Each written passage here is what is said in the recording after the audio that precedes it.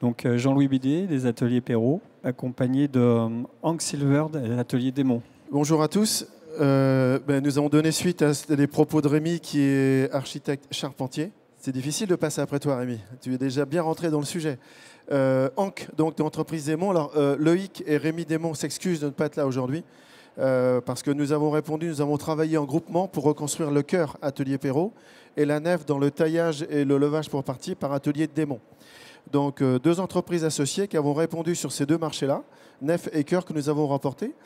Et puis, en aide, étaient avec nous deux partenaires parisiens qui sont l'entreprise Paris Charpente et l'entreprise Rialan, levageurs qui se sont groupés avec nos effectifs pour travailler sur le sujet. Et les bureaux d'études techniques, alors Thomas Janvier, bureau d'études Atelier Perrault, qui s'excuse pour un souci, il s'est blessé le pouce, il ne peut pas être là aujourd'hui. Mais par contre, il y a les personnes du BE associé, Benjamin Richard qui est là, qui a travaillé très activement pour le calcul des charpentes médiévales en association avec le bureau Perrault pour les dessins notamment, et les charpentiers des ateliers Perrault et des ateliers Démon. Voilà, quelques pages que vous avez défilées qui montrent la manière dont on s'y est pris pour tailler ces charpentes médiévales, et puis dans l'état d'esprit auquel on a pu aborder le sujet et pratiquer le métier. La sélection des bois et l'abattage. Donc Claire a très bien expliqué tout à l'heure pour l'ONF. La différence entre le premier sujet qui était la flèche et notre marché à nous, c'est que nous sommes allés choisir les arbres, sélectionner les arbres en forêt, forêt domaniale, donc gérée par l'ONF, et les quelques forêts privées. Donc nous avions notre débit de pièces de charpente élaborées lors des appels d'offres et lors de nos premières études techniques. Et une pièce droite, nous avons choisi un arbre droit. Une pièce courbe pour les sablières du cœur notamment et d'autres pièces à façon. Il a fallu trouver des arbres ayant cette forme, mais qui étaient très sains en solidité, en fibres, non vrillés. Donc tout cet exercice a été fait pour récolter environ 1500 arbres pour cœur et nef. Donc tout ça en Anjou aux ateliers Perrault et en Normandie aux ateliers Démon. Donc, dans les forêts que vous voyez qui sont localisées sur la carte que vous voyez dessous, principalement dans le centre, et vous voyez les exercices. Donc, une fois l'arbre abattu, récolté, il faut vérifier que la longueur, le diamètre, la qualité, et tout ça c'est répertorié. Vous voyez le tableau en bas à droite sur la photo qui montre Mathéo, parce que les arbres sont géolocalisés dans chaque parcelle, enfin chaque arbre, donc chaque pièce de bois. Une pièce de bois se situe dans un arbre. Il y a le cœur de l'arbre qui reste dans le cœur de la pièce de charpente, qui est localisé dans une parcelle, dans une forêt. On a la traçabilité complète de tous les éléments de charpente. Donc la réception bord de route avant de faire les transports pour arriver dans les ateliers. Même chose. Dans les deux ateliers, du fait que les deux séances d'équarrissage se sont faites dans deux ateliers différents qui ont regroupé la valeur de 20 charpentiers équarrisseurs pour équarrir environ 20 km de bois bout à bout pour la nef et autant pour le chœur. 4 mois durant, avec des pauses bien sûr, parce que équarrir, c'est pas 8 heures durant, il faut s'arrêter, tracer la pièce, la regarder, faire l'exercice de l'évaluer pour qu'elle corresponde bien à la qualité attendue. Comme disait Rémi, qui montrait sur ses dessins les quelques haches, 60 haches et de Loire ont été faites dans un atelier, la Maison Luquet, en Alsace. Donc 6 Thaïlandiers se sont réunis pour, en 4 mois là aussi, produire les 60 haches, identifier Notre-Dame avec des angles de coupe, avec des épaisseurs, avec des poids, avec des formes pour des droitiers, pour des gauchers, pour laisser... Une fois que la hache tombe contre la pièce de bois, suivre bien le fibre pour ne pas le trancher, pour que la pièce fonctionne bien dans son cessage et avoir le même aspect visuel des charpentes que l'on reconstruit au XXIe siècle que celles d'origine au XIIe, XIIIe.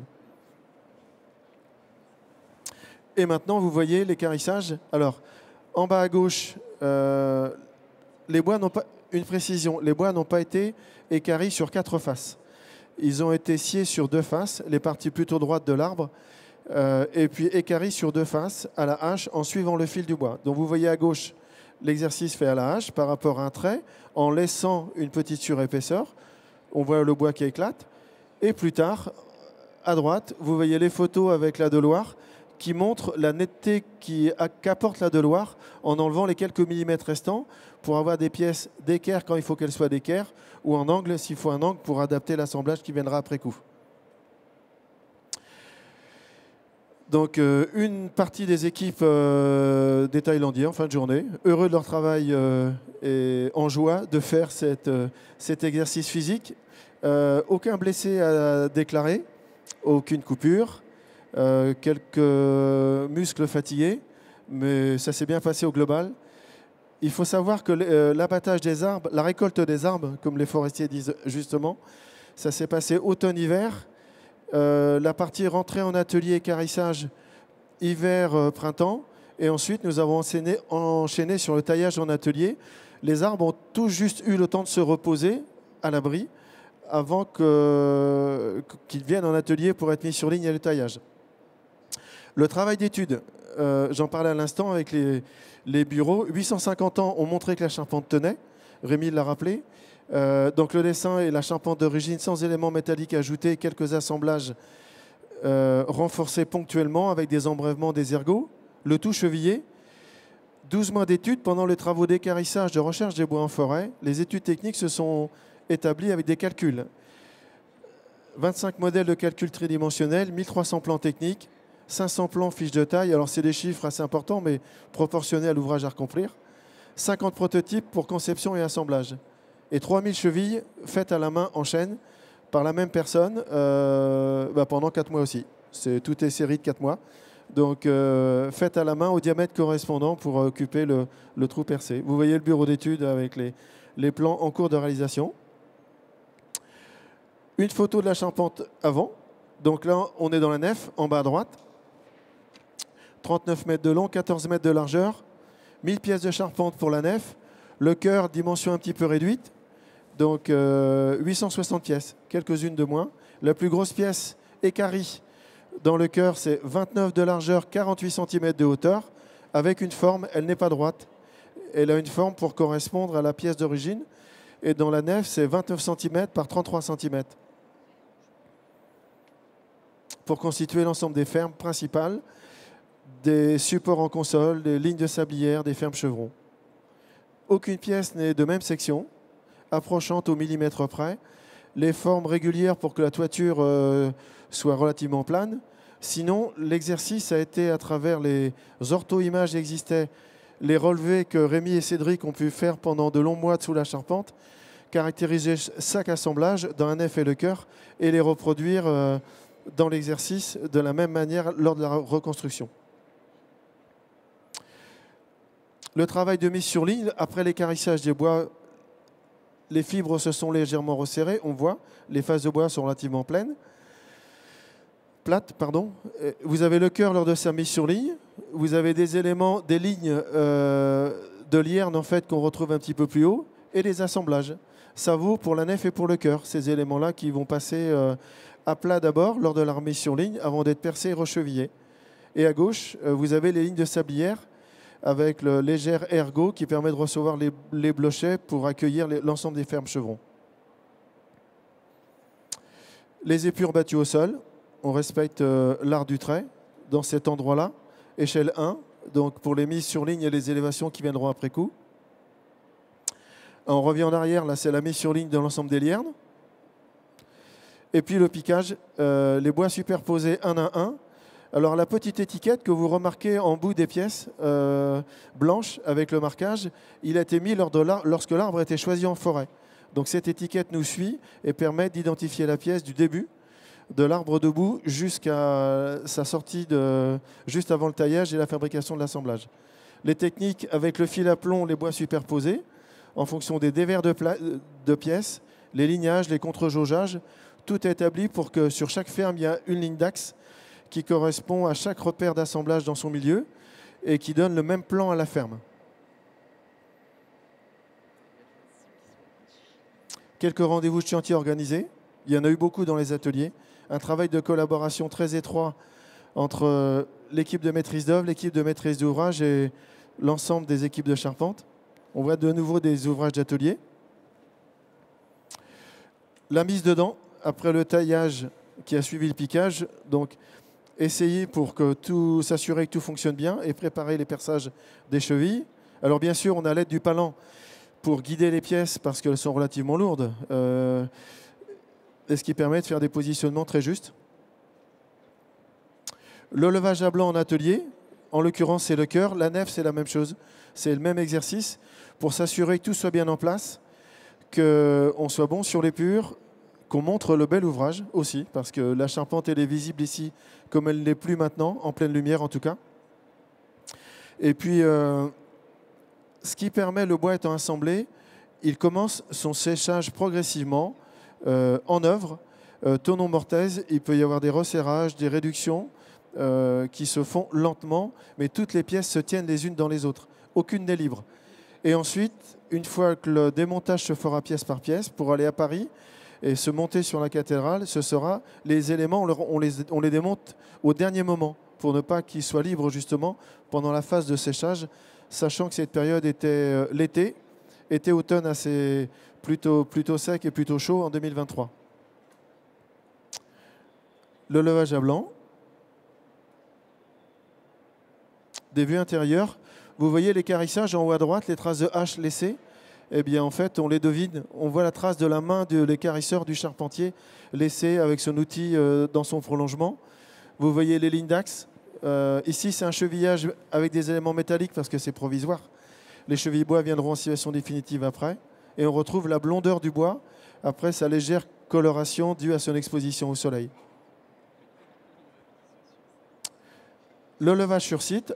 Alors, chaque ferme est partie désassemblée de nos deux ateliers en Normandie et en Anjou. Est arrivée à Paris. On a de nouveau réassemblé l'ensemble. Et à l'aide de grues, elles sont montées dans le ciel de Paris. Quelques photos de mise en œuvre. Les Tokiwaki, parce que le grutier est tout là-haut. Il faut guider à différents endroits. La sécurité est à respecter. Les échafaudages étaient très bien installés. Il y a eu des zones d'accès très très bien étudiées pour que tous les charpentiers soient en très bonnes conditions pour exercer leur métier.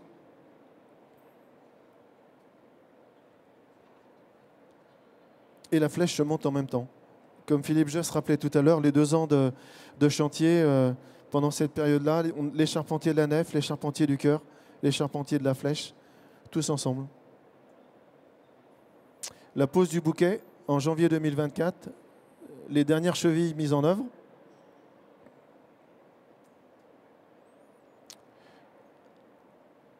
L'ouvrage réalisé dans sa totalité. Les photos datent de fin d'année dernière. Voligeage posé en chaîne.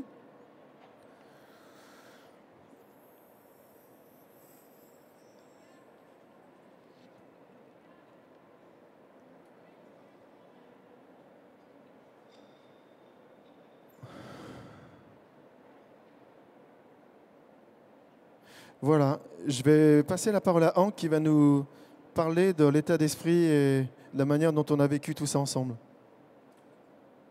Merci Jean-Louis.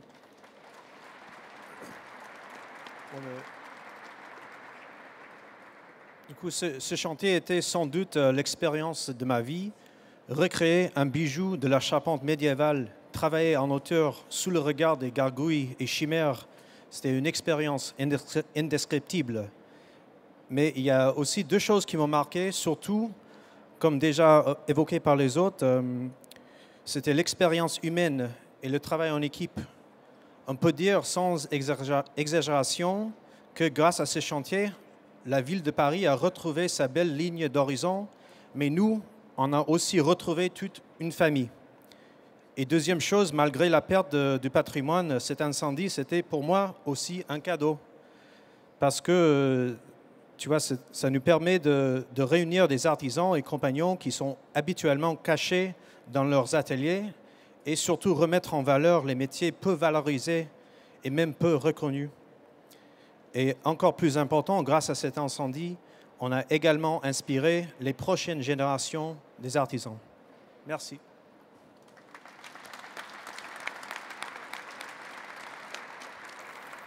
Merci Hank.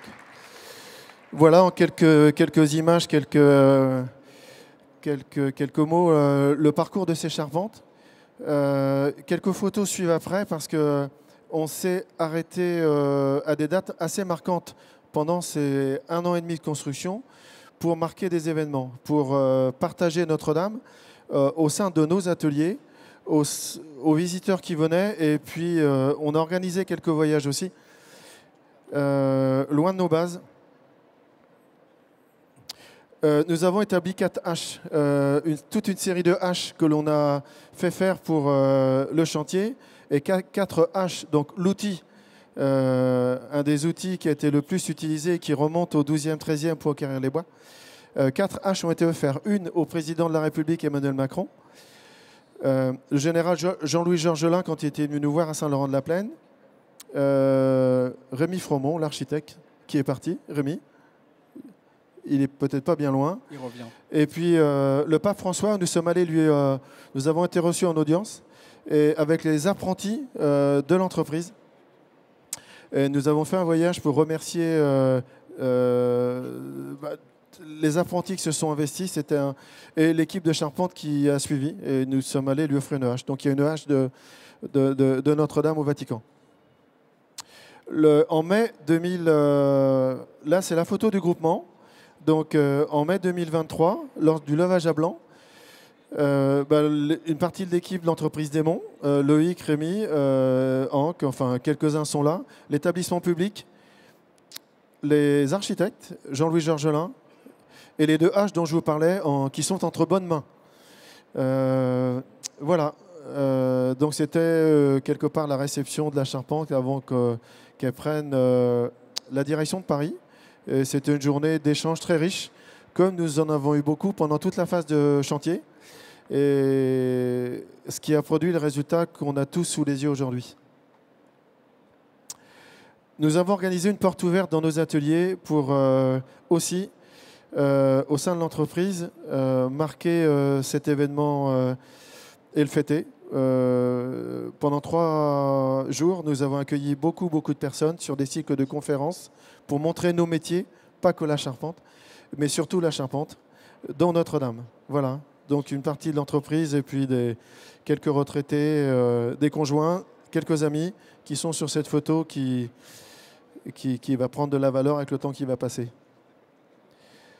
Et celle-ci, c'est il n'y a pas très longtemps, c'est fin novembre, lors de la visite du président Emmanuel Macron, où tous les compagnons du chantier sont réunis. Et à gauche, je pense qu'on était tous ensemble et bien ensemble ce jour-là. Et puis à droite, l'ensemble des charpentiers présents réunis pour des différents ouvrages qui ont été charpentés en neuf et en restauration sur la cathédrale. Voilà.